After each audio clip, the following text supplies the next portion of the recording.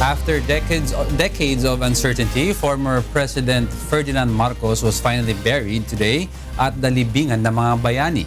The Marcos family expressed their utmost gratitude for respecting their decision to make the ceremony private. Nel Maribuhok will tell us why. Pasya ng aking pamilya na gawing payak, pribado at taimtim ang paglibing sa aking ama upang hindi na masalin ang mga nagdaramdam.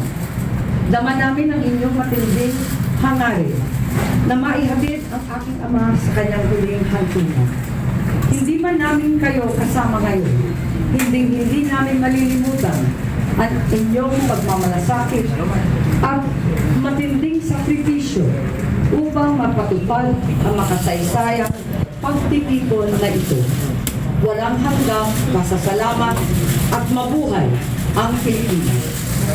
27 years after his death, the remains of the former President Ferdinand Marcos has finally been laid to rest at the Libingan ng mga Bayani. The ceremony was private and unexpected. Members of the media were not allowed to get inside the premises of the cemetery. The funeral march started at 11:30 a.m. with former First Lady Imelda and their children Governor Amy, Irene, and former Senator Bongbong, as well as the Marcos grandchildren were in attendance. Marcos' only living sibling, Fortuna Marcos Barba, was also there.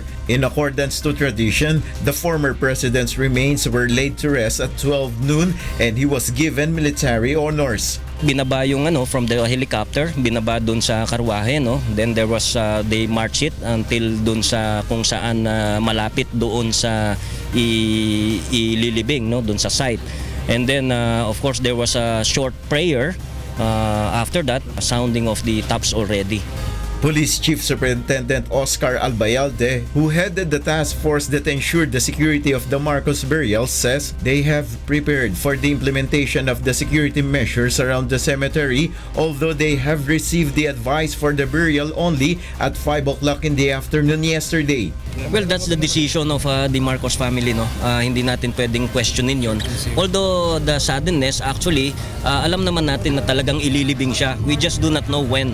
Meanwhile, pro and anti-Marcos supporters crossed each other at the main entrance of the cemetery. Marcos loyalist Aling Rosario was emotional at what they had been hoping for finally happened. Isa na po ako doon na natulungan ng mga Marcos. Kasi po nagkaroon kami ng bahay. Na kami maralita lamang. Anti-Marcos rallies were shocked at the unexpected burial as they know that there is a motion that has to be filed first at the Supreme Court. They learned of the burial only on social media. Parang bakit, di ba? Wala, meron pang motion for reconsideration na final sa Supreme Court. Tapos bigla na lang siyang ililibing ngayon. Kaya talagang lahat nagulat lahat.